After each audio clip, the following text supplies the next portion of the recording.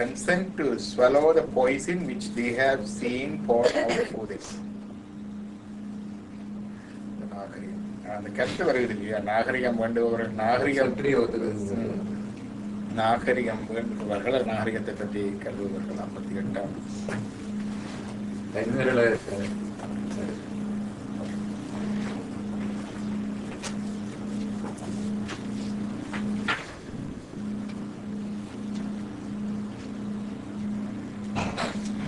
பெயக்கண்டு நஞ்சுண்டவர் நயத்தக்க நாகரிகம் வேண்டுபவர்.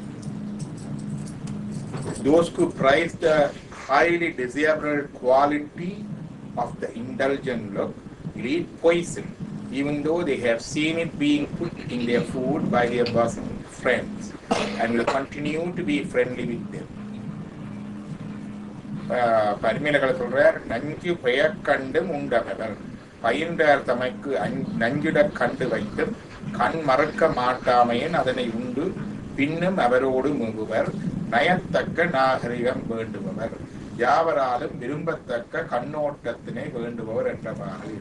நாகரிகம் என்பது கண்ணோட்டமாதல் முந்த இருந்து நட்டோர் கொடுப்பின் நஞ்சும் முன்பர் நனி நாகரிகர். நற்றினை 355ஆம் பாடல்ல 6ஆம் 7ஆம் வரி ஐயா சொல்றது. கண்ணோட்டமும் கண்ணோட்டத்தை இதன் நாகரிகமாக என்பதாலும் அறிக. கண்ணோட்டம் என்னும் கழிவெறும் காரிகை உண்மையான் கொண்டிருக்கிறார். அப்ப அந்த நாகரிகமும் கண்ணோட்டத்தை அதிகமாக அந்த அதிகாரத்துக்கு பேரே கண்ணோட்டம் தான் நாகரிகம். இப்ப நாகரிகம் என்றால் என்ன? கண்ணோட்டம் என்னும் கழிவெறும் காரிகை உண்மையான் உண்டு இவ்வுலகு. அந்த பயணம் பண்றது நான் எடுத்து வைக்கணும் மறந்து வரேன். அது பண்பேற்றி முந்தி வந்திருக்கு, இமெயில தான் வந்தது. ப்ரீவியஸ் சொல்றது கட்டடங்கள் உயருது மனசு உயரவில்லை, அதோட ஆங்கில பாடல் வந்தது. உயர்ந்த கோபுரங்கள் தாழ்ந்த எண்ணங்கள். அதே மாதிரி ஒவ்வொரு இதையும் சொல்லி கொண்டு போகுது. இது அப்படி இருக்கு, இது பேரடாக்ஸ் ஆஃப் த லைஃப் தான் எழுதுது. பேரடாக்ஸ் ஆஃப் த லைஃப் எங்களுக்கு கட்டிடங்கள் உயருது, வாழ்க்கை வசதிகள் உயருது, ஆனா மனம் உயரவில்லை. அது வந்து எங்களுக்கு மெட்டீரியல் லைஃப் வந்து எங்களுடைய வாழ்க்கை வசதிகள் கூடிக்கொண்டு போகுது. மற்றது அறிவு என்று சொல்லுகிற போது தொழில்முறை அறிவு, கல்வி முறை அறிவு, ஒருவர் எப்படி வெல்லலாம் என்ற அறிவு, அல்லது தங்களுடைய சார்ந்த ஸ்தாபனத்தை அல்லது தங்களை எப்படி வளர்க்கலாம், தங்களுடைய நாட்டை வளர்க்கலாம் at the cost of anything. And அது அப்படித்தான் இந்த நாகரிக போக்கு போட்டு கொண்டு போகும். இப்போ எங்களுக்கு வந்து ஒரு சஸ்டெயினபிள் டெவலப்மெண்ட், சஸ்டெயினபிள் சிவிலைசேஷன் இல்லை. நாங்கள் நிற்கிறது ஒரு ஷேக்கி. வந்து தக்கன பிழைப்பார் தகாதன அழிவார், அப்படிதான் இருக்குது. ஃபிட்டஸ்ட் வில் சர்வைவ் என்ற இதுதான் இருக்கிறார். இப்போ இதில் ஒரு போட்டி இருக்குது, எல்லாருக்கும் மேலே ஒரு போட்டி. இப்போதைய மக்களோ இப்போது சமுதாயம் நடைமுறை பாவனை அதோட வச்சு கொண்டுதான் நாங்கள் நினைத்து அதன் இந்த மேலோர்கள் சொல்லுகிற அந்த நாகரிகம் வெறும் சூப்பர்ஃபிஷியலா பார்த்து தான் இருக்குது. Very superficial thing. கை கோட்டு போட்டுட்டு போனா ஒரு மரியாதை இருக்கும், சும்மா இப்படி போனா இன்னொரு இது இருக்கும், அப்படியே ஒன்று மட்டும் ஒவ்வொரு இது இருக்கு. இங்கேயே பார்க்கலாங்க. நான் 2 விதத்துலயும் போறேன்னா பேங்க்ல இருந்து இந்த ஹெல்த் கார்டு அப்படி ஒன்றுக்கு போவோம். அந்த டிரைவிங் போனா சில வேலை அப்படி போனா ஒரு தடவை கவனியாங்க. டச்செல்லாம் ஏதாவது அந்த போட்டோட அல்லது அப்படி போயிட்டேன்னால் அதுக்கு ஒரு வித்தியாசமான கவனிப்பு இருக்குது. அது சொல்லுவாங்க. அது ஆனா அதை பாவிக்கலாம், போய் எங்க கவனிக்க கொஞ்சம் இலகுவாக அப்படிங்கிறதுக்கு பாவிக்கலாம். ஆனா அதையே நான் எடுத்துக்கொள்ளப்படாது. சொல்லுவார்கள் இன்றைக்கு முருகனுக்கு சொல்லைகளை சொன்னாங்க, முருகனுக்கு 6 முகம்.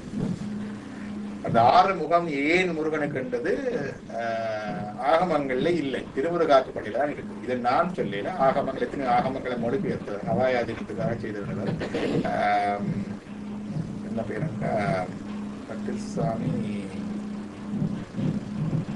பேர். அந்த இமெயில் வந்துருக்கா சொல்ல அந்த மண்டலம் எல்லாம்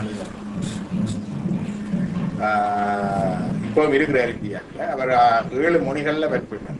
Hindi, French, German, English, Tamil, Sanskrit இவ்வளவும் தெரியும்.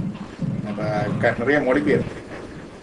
அவர் கட்டுரையில அவர் சொல்றாருன்னு கேட்டா, இந்த ஆறுமுகம் எல்லா ஆகமங்கள்லயும் சொல்லியாச்சு, சிற்ப சாஸ்திரங்கள்ல சொல்லியாச்சு. அது ஏன் ஆறுமுகம் பார்க்கணும்னா திருமுருகாட்டுப்படைக்கு 12 கருத்துக்கும் இருக்குது. அப்ப திருமுருகாட்டுப்படையில இருக்குது ஆறுமுகம், ஏன் முருகனுக்கு ஆறுமுகம். அந்த ஆறுமுகத்துக்கு வந்து நாங்களும் முகம் வச்சிருக்கிறோம். ஆறுல எங்களுக்கு நிறைய முகம் இருக்கு. சொல்லுவார்கள் கேட்டால், இப்ப சொல்றது சைக்காலஜிக்கல் டிஃபென்ஸ் மெக்கானிசம் என்று சொல்றது. இந்த ஸ்பிரிச்சுவாலிட்டியில சைக்காலஜிக்கல் டிஃபென்ஸ் மெக்கானிசம் தெரிஞ்சு வச்சிருக்கிறது.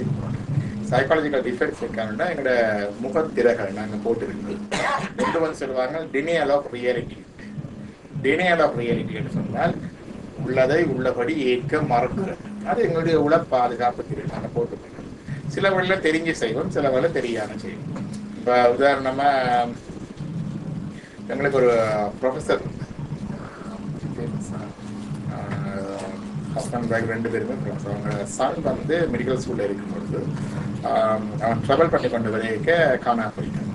அந்த ட்ரெயின்ல 2 ஏக்கர்லாம் சுற்றி இருந்துச்சு. இதில் வந்து அவன் இல்லை, வருஷக்கணக்கா இல்லை. ஆனால் வருஷங்களுக்கு பிறகு நாங்கள் சந்திக்கல. they still believe that he is something. அப்படி ஒன்று இருக்கு இல்லையா? சொல்லுவாங்க இறப்பில் வந்து அந்த பாடியை பார்க்காட்டிக்கு நம்ப மாட்டாங்க. எங்கேயோ இருக்கிறாங்க, எங்கேயோ பிடிச்சி வச்சிருக்கிறாங்க. He something. அதுக்கு பிறகு ஒவ்வொன்றும் சொல்லிவிட வருது.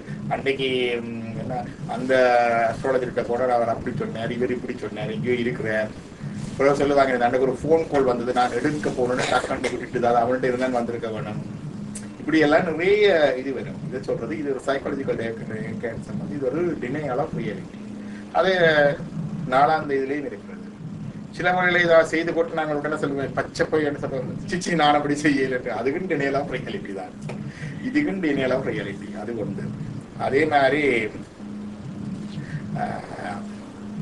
இன்னொரு ரியல் ஆஃப் ரியாலிட்டி இருக்குது. சொல்லுவார்கள்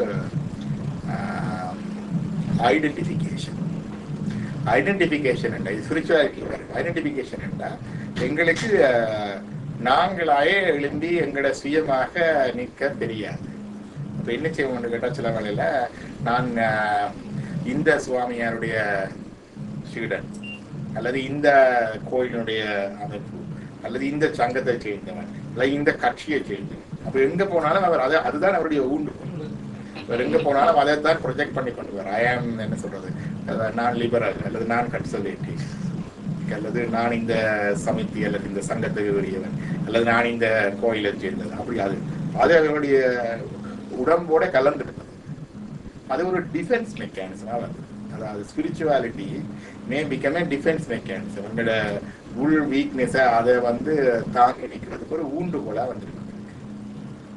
அது ஒரு விதத்தில் உதவும். இப்போ பலகீனருக்கு ஒரு விதத்தில் உதவும், அதை பாவிக்கலாம். ஆனால் அதை பாவிக்கிறோம் என்று தெரிஞ்சு பாவிக்காட்டி நாங்கள் அதாயே மாறிடுவோம். உள்ள இது மாறி அது மாறி இதெல்லாம் ஒரு அந்த நேரம் வந்து போகிறது. இப்போ ஒர்க்கில் இருக்கைகள்ல ஒரு இது இருக்கும் இல்லையா? இப்போ பேஷண்ட்டை பார்க்க ஒரு முகம் இருக்கு. அதே நேரம் வேலை செய்கிற ஆளை பார்க்க அதே முகத்தை காட்டிக்கலாம், கொஞ்சம் ஸ்ட்ரிக்டாக இருக்கு இல்லையா? இல்லாட்டி வேலை நடக்காது. அதே மாதிரி பிள்ளைகளை பார்க்க இன்னொரு முகம் இருக்கு, மனைவியை பார்க்க இன்னொரு முகம் இருக்கு. இதுல போட்டு இப்படி இருக்க வேற முகம். அதுக்கான பேர் வருவது கேட்டால் வெளியில கண்டுட்டால் ரேடியோல கண்டு டாக்டர் உங்கள்கிட்ட வந்து ரெஜிஸ்டர் பண்ணணும். நான் சொல்லுவேன், ஐயோ எனக்கு நிறைய ஃபுல்லாங்க சரி சொல்ல, நீங்க நல்லா கதைக்கிறீங்க, நாங்க இங்க மட்டும்தான் நான் கதைக்கிறோம், அங்க வந்தா கதைக்க மாட்டீங்க. இதை பார்த்தோட யோசிக்கிறது அதுதான். அப்படி அந்த ஒவ்வொரு இதுகள் இருக்கு தர டிஃபென்ஸ் மெக்கானிசம் இருக்குது. அந்த உலகவசங்கள் அது முகத்திரைன்னு தான் சொல்றாங்க. முகத்திரை சைக்காலஜிக்கல் டிஃபென்ஸ் மெக்கானிசம்.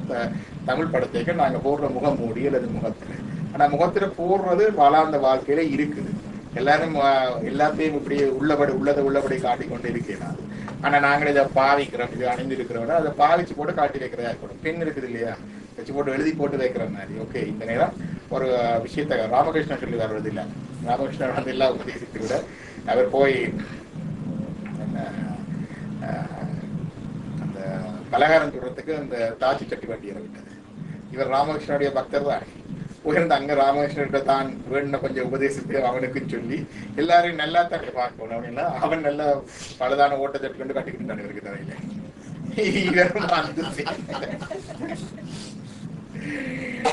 வந்து சேர்த்தோடனே கொஞ்சம் பார்த்தா அது ஓட்டம் அடே இப்படி வந்தா இல்லை நான் அப்போ காட்டிக்கிட்டாங்கன்னு சொன்னான். என்ன அப்ப இவருக்கு பொம்பளை எல்லாம் திட்டத்து வாங்கினோடனே இவர் பின்ன ராமகிருஷ்ணோட சொன்னார், நீங்க தானே சொன்னீங்க எல்லாரையும் சுகமா பார்க்க சொல்லி சொல்றாரு. ராமகிருஷ்ணன் அதுக்கு இன்னொரு கதை சொல்றாரு. ஒரு யானை போய் கொண்டிருக்குதான். அப்ப அவரும் இப்படிதான் அவருடைய குரு சொல்லி விட்டாரா எல்லாரையும் யானை பிரம்மமாசாரு போய்கொண்டு கேட்க ஒருத்தர் யானை மதம் மண்டல் இருக்குது எல்லாரும் கத்திக்கொண்டு ஓடுறான் தள்ளுங்க தள்ளுங்க இவரு யானையும் பிரம்மன் தானே தூக்கி ஒரு அடியா கொண்டு யானை குருவுக்கு சொன்னாரு, நீங்க தானே சொன்னீங்க எல்லாம் பிரம்மம் சொன்னீங்க, எல்லாம் சிவமயம் மண்ட மாதிரி எல்லாம் பிரம்மமயம் சொன்னீங்க, யானை கட்டி விடுது எப்பா அவர் கத்திக்கு தள்ளிக்கு தள்ளி போட்டு கத்திக்கொண்டு ஓடுறவனே பிரம்மன் தானே அதையும் கேட்கல. அவர் பேசுற பிரம்மன் சொன்னது அவர் தான் சொன்னது பாவன் சொன்னதை நினைச்சு கொண்டிருந்தா அப்ப அங்க போய் சொன்னோட அது பேசுற பிரம்மன் சொன்னதை நீ கேட்கல. இன்னொரு கதையும் இருக்குது. என்ன ஒரு பாம்பு கதை. ஒரு பாம்பு இருந்ததான். அப்ப ஒரு முனிவர் போய் கொண்டிருக்கும் பொழுது அந்த பாம்பு எல்லாரையும் இப்ப நிறைய துன்புறுத்தி கொண்டிருந்தது. அப்ப இவர் போயிருக்கல அதை கண்டுட்டு நீ ஏன் இப்படி செய்யறேன் அவர் கொஞ்சம் உபதேசித்து போட்டு போயிருக்கிறேன்.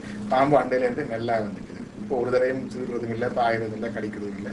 கொஞ்ச நாளையில எல்லாருக்கும் தெரிஞ்சிட்டுது. உள்ள பாசங்கள் எல்லாம் அதுக்கு கல்லறிகிறது, வாழை பிடிச்சு எடுக்கிறது, சுழட்டி தூக்கி எறிகிறது, உடம்பெல்லாம் ராணா. அவர் திரும்பி வரும்பொழுது இதே இது இருக்குதா பார்த்துட்டு என்ன உனக்கு இப்படி வந்துட்டுது, நீங்க தானே சொன்னீங்க அடப்பா உனக்கு கடிக்க வேண்டாம்தான் சொன்னேன், சீர வேண்டாம் தான் சொன்னேன். சீர்றது இருக்குதாரு.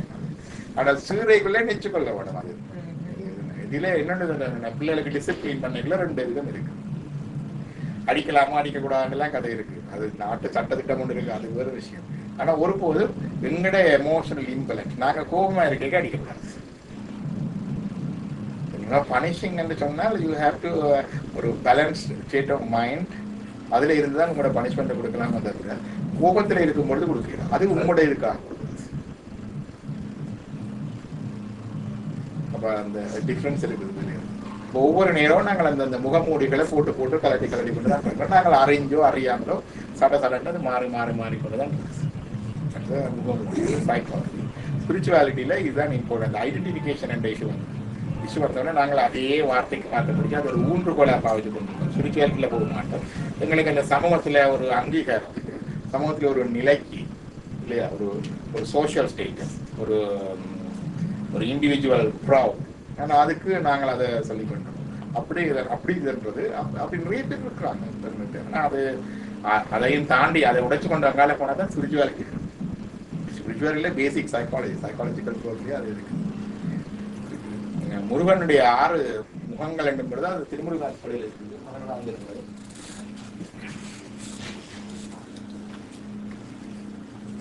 ஏன் 6 முகங்கள் நாங்கள் பார்க்கிறோம்.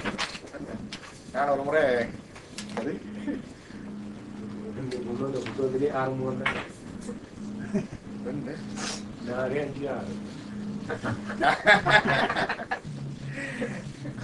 இதுல என்ன ஏன் முருகனுக்கு ஒரு மகனுக்கு கிட்ட இருந்தது. அது என்ன 6 முகம் இருக்க மாட்டேன். அப்ப இந்த விஜயின் படத்துல ஒரு சண்டை காட்சி சொட்டாரண்டு இப்படி திரும்புவார். அப்படி அந்த 6, 8, 10 முகம் காட்டும். இப்படி அது மாதிரி தானே அவரோட ஸ்பீட்.